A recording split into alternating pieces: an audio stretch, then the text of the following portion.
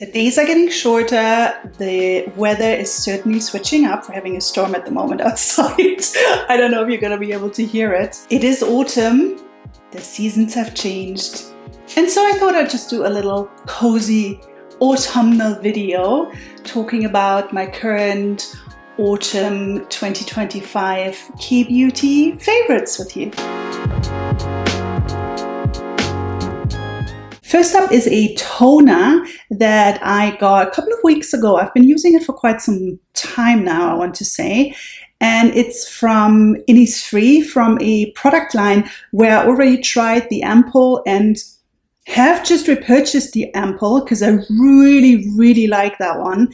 And so when I saw that they have a new toner, I was really excited to try it. And it's this one in the pretty blue bottle.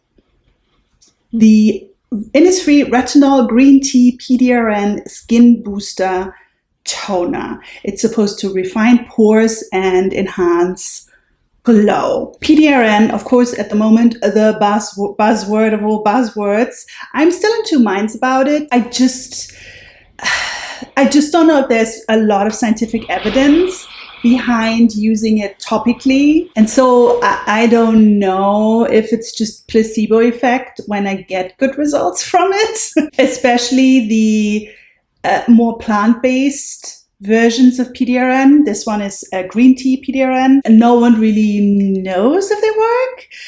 Having said this, their retinol and PDRN ampoule, as I said, worked extremely well for me. It only has a tiny bit of retinol, so I doubt it's the retinol itself. But for some reason, all of the INNISFREE retinol products so far have always had a fantastic effect for me. I don't know, they just get something right with the formulation, despite the low content.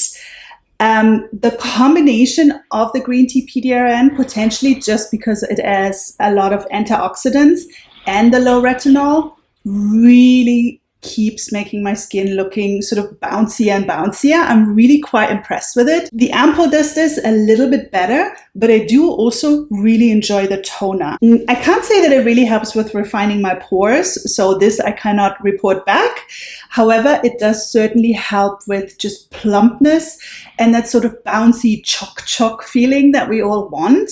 If you're after glass skin, and especially if you want that sort of baby skin bounce, this is a really good product to choose. It has a thicker consistency, so it has a higher viscosity, which is why I would not necessarily recommend it for oilier skin types. It is quite rich, I find. Even though it is a simple gel texture, I do always feel that it's almost like a more moisturizing serum, honestly. I do feel it might cause breakouts if you're very sensitive towards sort of heaviness and richness in a product. I would say this works best for drier skin, and I would very much recommend it for mature skin because it really gives you back that plumpness and bounce. Of course, not to the point that you're looking like a 20-year-old again, but it does certainly help with elasticity problems, which is my number one problem. Wrinkles, not so much, except around the eyes. Around the eyes, it's gotten quite bad at 46. But overall, I don't think I'm very wrinkly yet. knock on wood. But I certainly noticed that I've just lost a lot of sort of juiciness. This is one of the toners that I really reach for. I really enjoy this so much. It's also a very gentle formula, fragrance-free, alcohol-free. The newer INNISFREE products are getting a lot of kind of a bad rap on social media. I don't understand why. Every single one I've tried, I've absolutely loved. This one, again, can recommend highly for mature skin, dry skin, anyone who feels they're very dehydrated. It's really beautiful. Just don't expect anything for your pores. That one, I don't think it does anything for that. And onwards with a product in a brand that is a little bit overhyped on social media. Not because it's not good. In fact, I have become quite the fan of this brand and their products. Their products are really good. I just wish they would maybe stop over advertising with every single influencer on this planet. And especially because the influencing like the campaigns that they're doing are always very wasteful. They always kind of smear their faces with just tons of these, specifically the cleansers from this brand. And I've gotten to be kind of turned off by that type of marketing. Let me know in the comments if you've noticed this as well. This is like the new thing that people just buy tubs and tubs of the product and then just kind of smear it around. I find that so disgusting. First, it's wasteful, and then a lot of the times they do kind of like patterns. Very often they trigger my trypophobia. I don't know, they just seem to like putting little dots all over their face. I don't quite understand what this is supposed to tell me about the product. I don't quite understand it. And this brand, I feel, is very guilty of doing this, to be honest. Nevertheless, as I've said, I really like their products, and I did really like this particular serum. And it is the brand that I'm talking about is Arencia. I think they're called Arencia. And this is their very viral Arencia Red Smoothie Serum 30. This is indeed bright red. I don't know if you can see it. Oh yeah, you can. I'll show you a close-up as well and at some point of the texture. I tried their blue hyssop serum and really like it. I like the blue hyssop serum a little bit more, but I already showed you that one, so I wanted to show you the other Arencia serum that everyone's kind of buzzing about. This one I find is more clear-cut. It's just really like a collagen hyaluronic acid serum, whereas the hyssop one I feel has a little bit of an active ingredient in there. I think it just has a higher content of the hyssop, which seems to be very soothing and really very helpful to my redness prone skin. This one I turn to more for sort of, I guess, pure hydration. It really just has a lot of really lovely hydrating properties, and I find that it's also very gentle. The thing that I really like about the Arencia products is that they are super gentle. The formulation is really good, and I find that they use a lot of ingredients, plant-based ingredients, that you don't easily find in K-beauty. Again, this red serum is a little bit more simplistic, I find, but apart from giving hydration, it is also, because of its simplicity, a really good one when you have just a bit of a freak out, I guess, a skin freak out. The texture is very thick. It does almost look like a custard, but it's mostly just hydration, so it is gel based. If you have younger skin, if you really just want pure hydration, fuss-free hydration, while also having something that I have to say does look just very appealing. Listen, Arencia nails the appealing textures. 10 out of 10 for all of the products I've tried so far from them. The textures are always gorgeous. It's always very pleasant to use them and to apply them. So if that's important to you, it is important to me. People always kind of scoff at that, but I feel skincare should be a pleasant experience. Arencia, I always have a pleasant experience using their products. And it also really does have a very nice plumping and sort of smoothing, juiciness enhancing effect.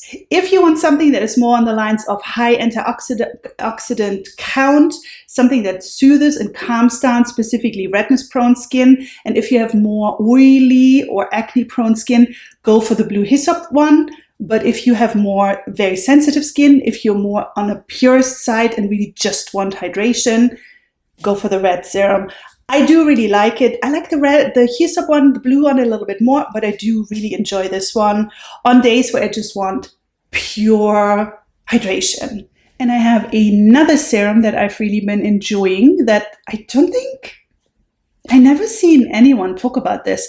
I just randomly saw it during a sale on Olive Young and was kind of intrigued. I didn't know anything about it, to be honest. Never heard anything about the brand either, but it looked good. And so I got it, and honestly, it is a pretty good product.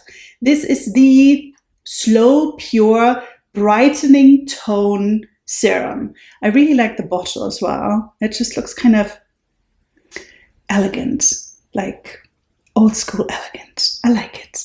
Minimalist. All right, so this is advertised as a mostly brightening serum with a high quote unquote vitamin content. It is not pure vitamin C. It is, in fact, sea buckthorn water, which is almost by this point an old school sort of K-beauty ingredient. I don't think it's being used that much anymore, but since I've been a K-beauty creator now for almost 10 years, I remember a lot of sea buckthorn products, especially from Wish Trend, when the whole Claire's and I'm From and all these brands were a lot bigger than they, I think, are at the moment. I don't know. What happened to all these brands? What happened to Wish Trend? Are they still around? I don't work with them anymore.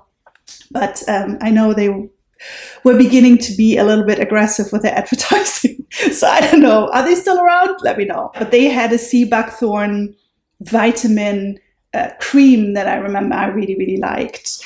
Sea buckthorn, high vitamin C content, also high overall antioxidant content. It's a really great anti-aging and slow aging ingredient. Also used very much so in German organic skincare. They always use it in their anti-aging lines, and that's where I know it from. It does not necessarily help, I find, with like brightening hyperpigmentation or anything. For that, you probably need a pure vitamin C serum or arbutin or tranexamic acid, any of those more science-based ingredients.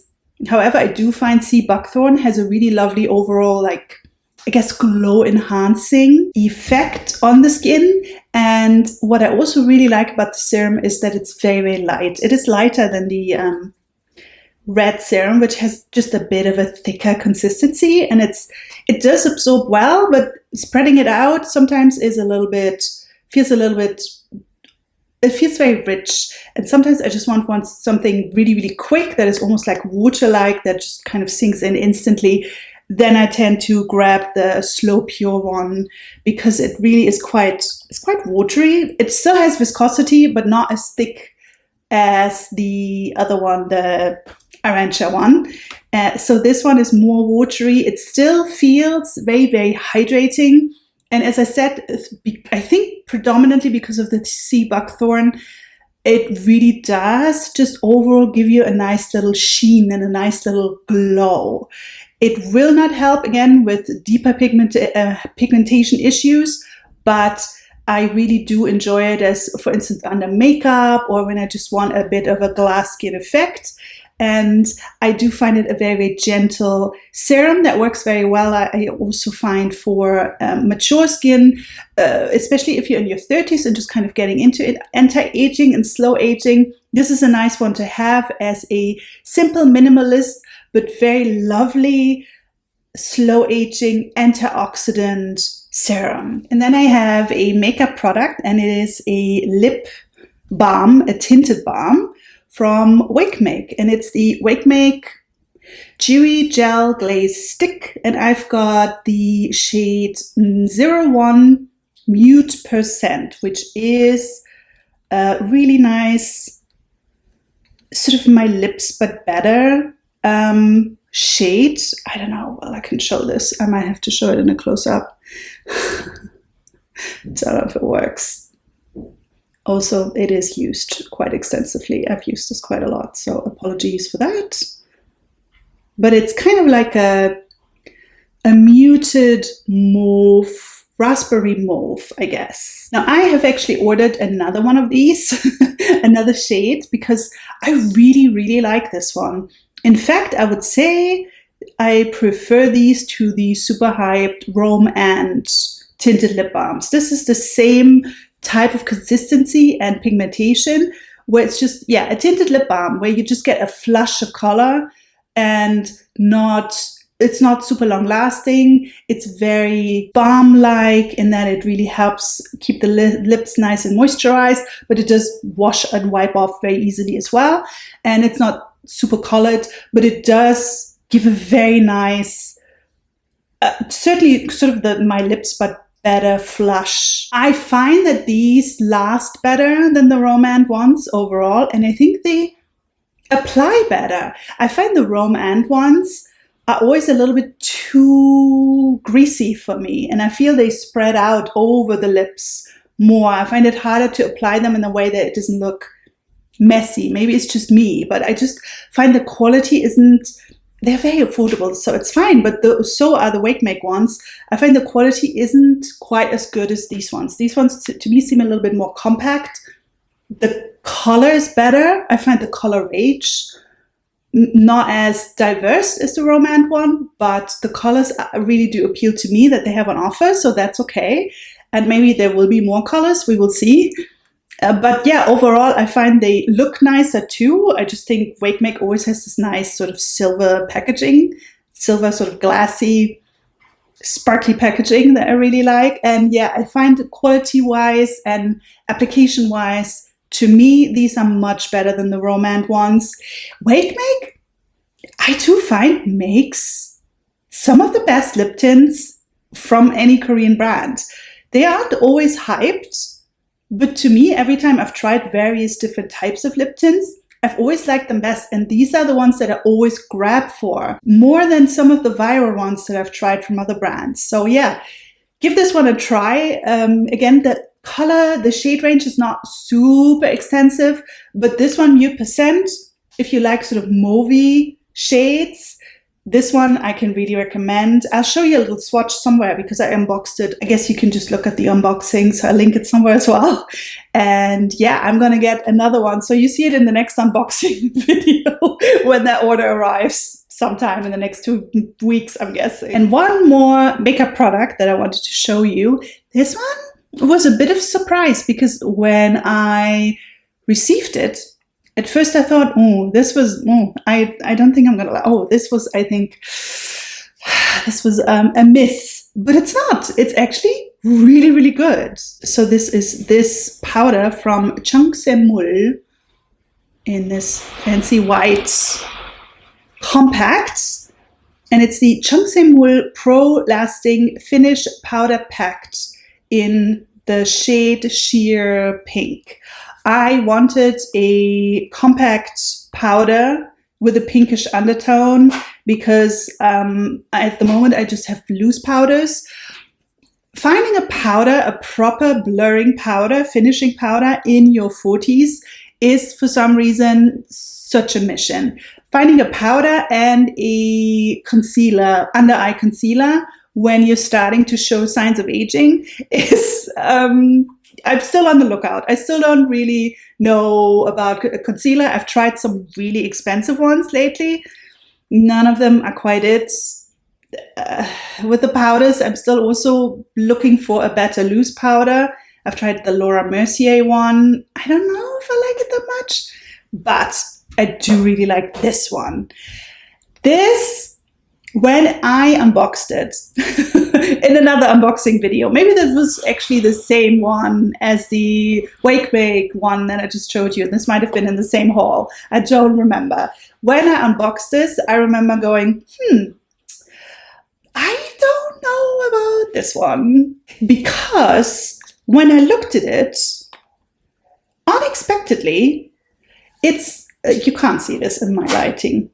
I don't know if the light, even in a close-up, will catch it. So I'm just going to describe it. You're going to have to believe me. Because you also can't see it in product pictures, which is why I didn't realize it was like that. It has really noticeable glitter. It sparkles.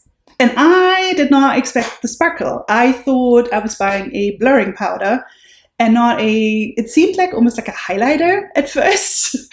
So I thought, oh, okay, I'm going to try it, but I'm going to assume this is not going to look good. Because again, I wanted something that blurs and helps kind of set the makeup a little bit. And I don't know what the magic is, but once you apply it, there's no glitter. There's no glitter. You do not see any type of glitter. You see a bit of a shimmer, which is fine because with my mature skin, I don't want a fully matte product anymore.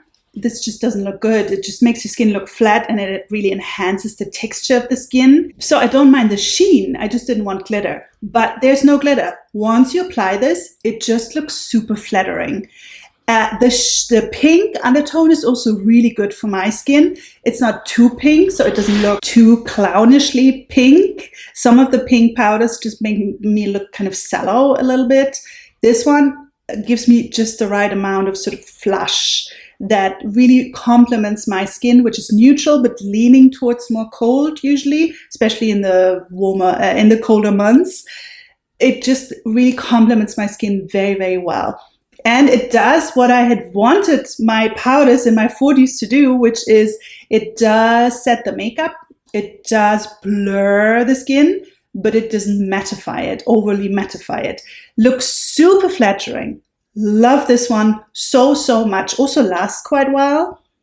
I really enjoy it. I hope they have, I think they don't have a pink one in their loose powders, unfortunately. I hope maybe they bring it out later. JUNGSAEMMOOL, they're now getting more prominence from Western influencers. For a long time, they kind of just ignored them. But they are one of the most prominent, most important K-beauty makeup brands I can think of. Really, really influential.